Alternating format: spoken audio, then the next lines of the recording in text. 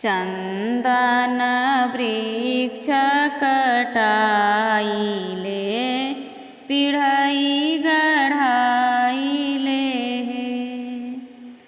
चंदन वृक्ष कटाइले पिढ़ई गढ़ाइले। ए जीता ही पिढ़ई बैठिले महादेव संघ में गौरा देई। ए जीता ही पिढ़ई बैठिले महादेव संघ में गौरा देई। कलशा पर दीपक जरावनी गौरी गणेश बोलावनी है। कलशा पर दीपक जरावनी गौरी गणेश बोलावनी है।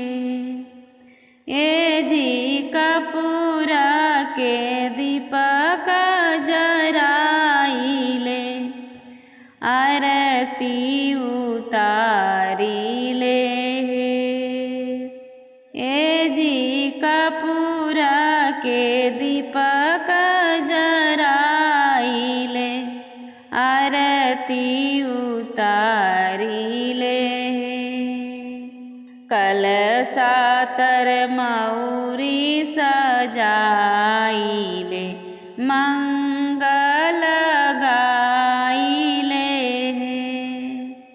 ए जी का देखी हंसेला कलशवा तका देखी मऊर है।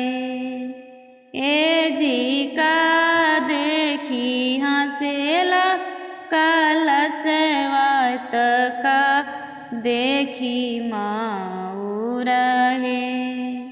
ए जी का देखी हंसिले महादेव संघ में गौरा देई। दीपक देखी हंसेला कलशवा कलश देखी मऊर है। ए जी गौरा देखी हंसिले महादेव सुंदर गौरा पाइले। ए जी गौरा देखी हंसिले महादेव सुंदर गौरा पाइले। चंदन वृक्ष कटाइले पिढ़ई गढ़ाइले।